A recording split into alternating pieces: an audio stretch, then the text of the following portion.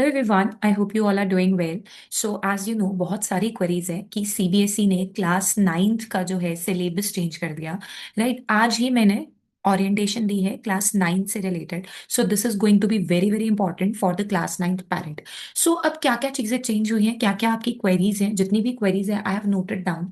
And in this video we are going to discuss all of them, so that जितनी भी queries है वो आपकी मेजरली 90% खत्म हो जाएंगी। जो 10% क्वेरीज रह जाएंगी वो आप कमेंट बॉक्स में बता दीजिएगा। I am very prompt in answering your queries, so please do let me know. So सबसे पहले तो आप ये देखिए, एनसीईआरटी वेबिनार सीरीज और new textbook for grade 9।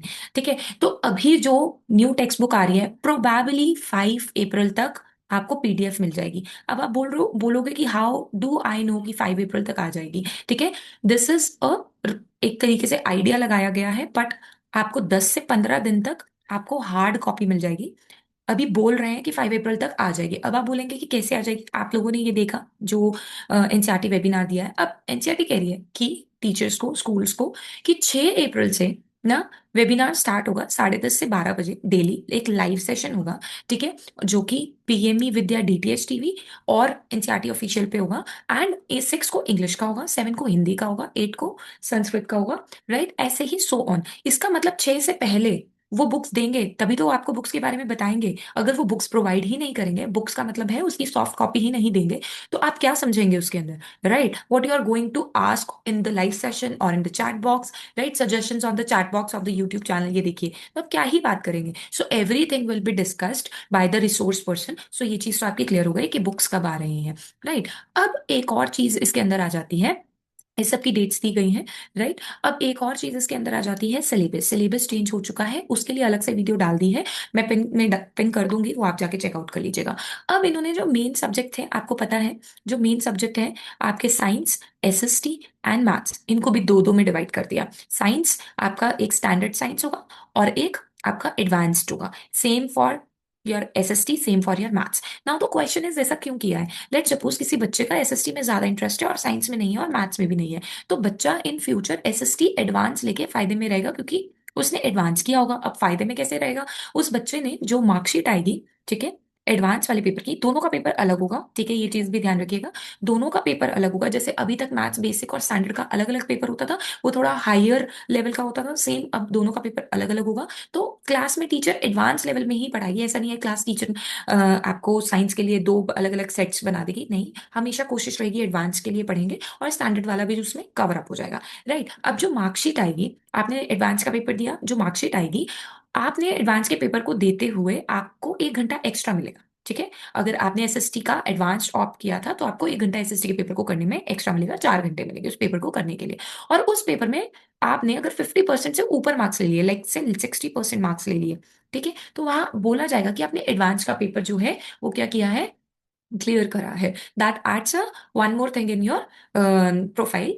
और अगर आपने 50% से नीचे मार्क्स लिए एडवांस के पेपर में, आपने लिया एडवांस का पेपर था बट यू स्कोर्ड 40%, तो वो आपकी परसेंटेज को अफेक्ट नहीं करेगा। मतलब 40% लिए तो 40% के 40% ही वहां पे रहेंगे। और डिपेंड्स अपॉन यू कि आपको कौन सा लेवल लेना है। राइट, बुक सेम रहने वाली है, बुक में कोई चेंजेस नहीं है।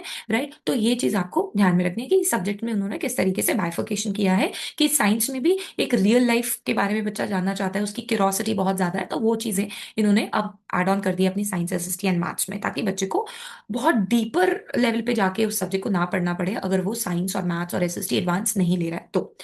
अब इंपॉर्टेंट क्या किया है, कंपलसरी सब्जेक्ट्स। देखो पहले तो हमारे पास 5 कंपलसरी सब्जेक्ट होते ही थे। कौन कौन से, English, Hindi, maths, science and SST, जिसमें से इन तीनों में हमने क्या कर दिया, इनको बाइफरकेट कर दिया। आई होप ये क्लियर है। इंग्लिश में बुक भी आ गई है नई, कावेरी, ठीक है, हिंदी में भी कुछ चेंजेस हुए हैं, तो वो दूसरी वीडियो में बताया गया। अब बात कर, इनके अलावा 4 और सब्जेक्ट है जिनको कंपलसरी किया गया है।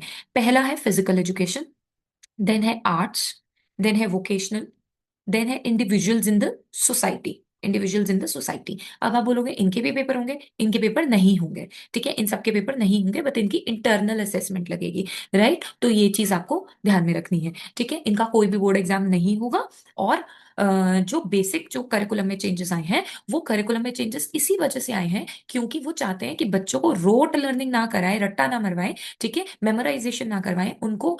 बेसिकली रियल लाइफ अप्रोच ज्यादा हो एसएसटी में जो पढ़ रहे हैं, ठीक है, उसमें क्या रियल लाइफ अप्रोच होगी, इस वजह से सारा का सारा करिकुलम चेंज हुआ है। 10th की बुक्स चेंज नहीं हुई हैं, ओनली 9th की बुक्स चेंज हुई हैं। सारी बुक्स भी चेंज नहीं होगी कि पूरी की पूरी बुक बदल दी है, पुराने टॉपिक्स भी हैं उसमें और न्यू टॉपिक्स ऐड किए गए हैं, ठीक है। कुछ चैप्टर्स कंप्लीटली डिलीट कर दिए गए हैं, जैसे साइंस में ग्रेविटेशन कंप्लीटली डिलीट कर दिया गया है। Force and laws of motion है जैसे पहले था, सिंपली वर्क इन एनर्जी के अंदर उन्होंने एक और सिंपल मशीन डाला है। तो डोंट थिंक कि अभी आपके पास बुक नहीं है तो क्या करें। तो सबसे पहली बात तो साइंस के लिए, I am talking about science, science के लिए आपने क्या करना है, जो पुरानी बुक है उसमें जो आपका फंडामेंटल यूनिट ऑफ लाइफ वाला चैप्टर है उसका प्रिंट निकलवा लीजिए। उसके मेजॉरिटी ऑफ टॉपिक सेम है, ठीक है, अगर इस क्लास में वो शुरू हो चुका है तो बायो में। अगर हम केमिस्ट्री की बात करें तो टीचर मैटर वाले चैप्टर को करा रहे हैं, तो आप मैटर करना शुरू करिए, जो कि आपका सेकंड चैप्टर है मिक्सचर वाला, right, not matter is matter around us pure, that one, जो कि अब मिक्सचर वाले नाम से जाना जाएगा, मिक्सचर होमोजेनस हेट्रोजेनस, राइट, वो आप कर सकते हैं। उसके भी काफी टॉपिक सेम है, राइट। अगर हम फिजिक्स की बात करें तो force and law of motion हो गया, राइट, तो साइंस का मैंने बता दिया। ऐसे ही मैथ्स में बहुत सारे टॉपिक्स जो हैं वो सेम है, जो आपके चल रहे हैं, आप उसका प्रिंट आउट निकलवा लीजिए। अगर आपको कोई पुरानी बुक मतलब किसी से नहीं मिल रही है फॉर द टाइमिंग, जो कॉन्सेप्ट सेम है उसको करने के लिए, आई एम नॉट सेइंग कि आप परचेज करो पुरानी बुक परचेज नहीं करनी है।